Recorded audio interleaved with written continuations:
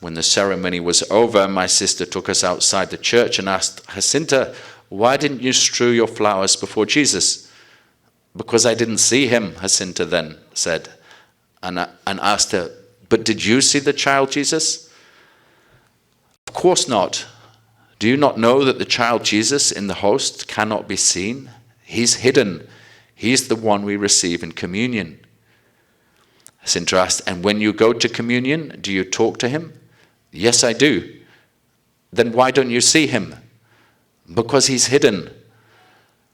I'm going to ask my mother to let me go to communion too, said Jacinta. Lucia replied, the parish priest won't let you go until you're 10 years old. But you're not 10 yet, and you go to communion. But because I knew the whole catechism, and you don't. After this, my two companions asked me to teach them the catechism, so I became their catechist, and they learned with exceptional enthusiasm.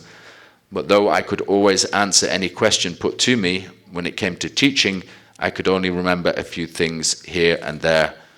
So this is the simplicity of the catechism. A 10-year-old could teach to more children as much as she was just doing rote, answering what she had read in the little catechism. But if she had to compose her own lesson, it wasn't going to work. She dried up and realized the limits of her knowledge. Lucia wrote, what a lot of nonsense I must have spoken. But what I'm trying to get at is that a 10-year-old can teach a 7-year-old about the Holy Eucharist. And we get like Protestant theologians are confused about this. And there's atheists, I was about to swear.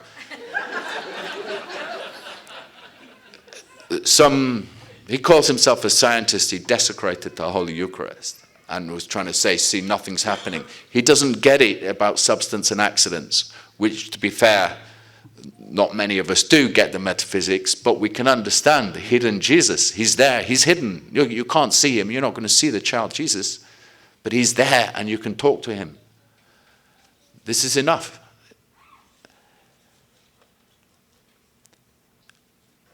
If the bishops would see how much these children understand.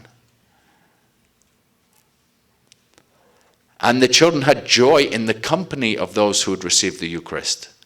When Jacinta was close to death, she would ask her visitor, like Lucia, have you received Holy Communion? And if she said yes, she would adore there. She would say, well, Jesus is in you. She would say, come over close to me, for you have the hidden Jesus in your heart. When Francisco was dying, Lucia went to Mass to pray for him.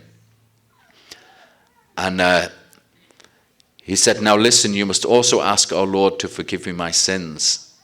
I'll ask that, don't worry. Now I'm going to Mass, and there I'll pray to the hidden Jesus for you. Then please ask him to let the parish priest give me Holy Communion. I certainly will. When I returned from the church, Jacinta had already got up and was sitting on his bed. As soon as Francisco saw me, he asked, did you ask the hidden Jesus that the parish priest would give me Holy Communion? I did.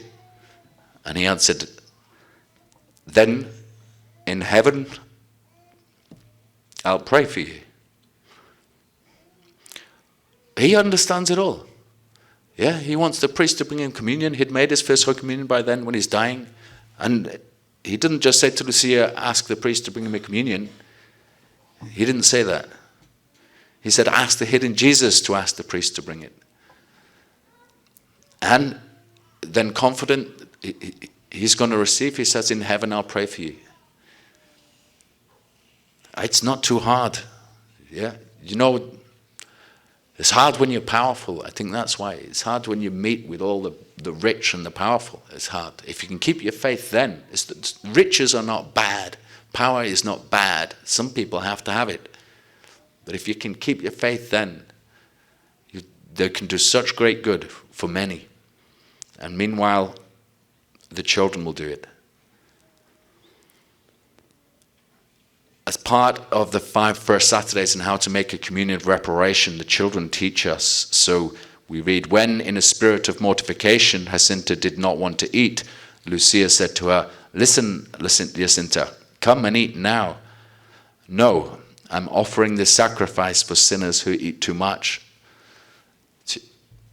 She was 8 years old or 7 years old then. She gets it.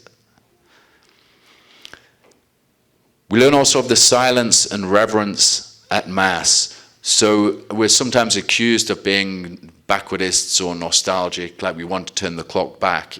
It's not that everything was perfect before, but there was a reverence for the Blessed Sacrament before, and that's what we want to win back.